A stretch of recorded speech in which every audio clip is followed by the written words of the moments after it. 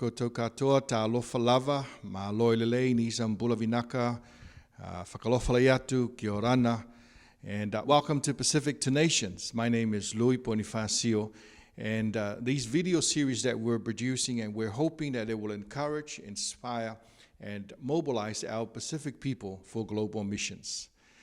Today we have Sapati, Graham, and also Phil with us, and we will just be sharing about Pacific to Nations and also missions.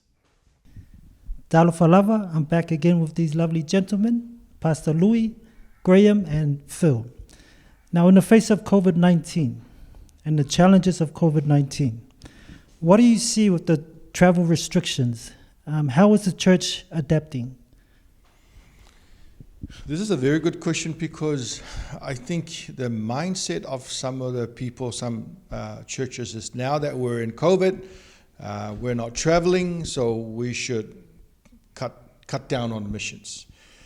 But I think it should be the other way around. This is the time where we really need to shine when it comes to sharing the gospel, and also ramp up the way we do missions. Yes, missions is not just for overseas. Missions is missions, whether that happens in a local context or overseas context. The Great Commission is the same. So I think that this is a great opportunity for the churches to also focus locally, pay attention to their community, pay attention to what's happening in their city, whether they will contribute financially in the area of missions locally, just like how they normally contribute financially to missions overseas. But I think they should pay attention to locally at this stage while we're not going anywhere. Graham, what do you think?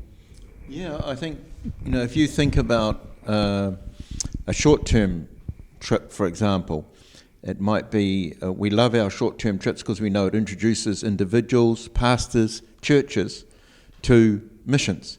And we know that's often the first step. But because we can't do that now, it doesn't mean we can't do mission.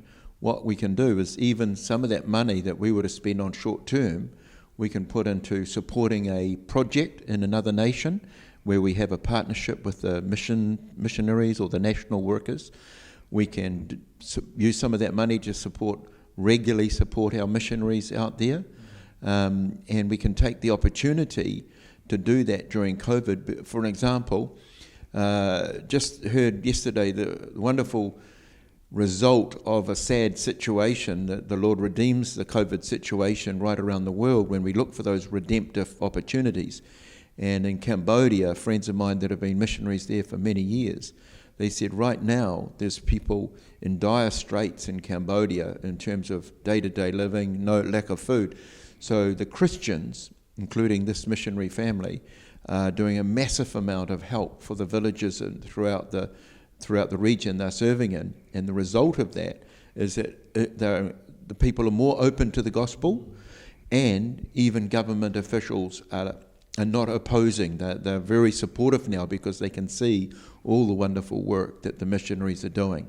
So COVID is opening up opportunities. I've heard firsthand from different countries around the world in terms of our churches to continue to. These countries that don't have a welfare blanket like we have in New Zealand. So in New Zealand, when COVID hit, we have got this massive welfare blanket to support our people, which is great. In a lot of those countries, they have nothing. They maybe get $100 from the government, and that's supposed to last them for several months. So churches need to keep giving to help support those missions and the feeding of those people. They're literally helping those families survive in those nations. So that's another thing that we can do.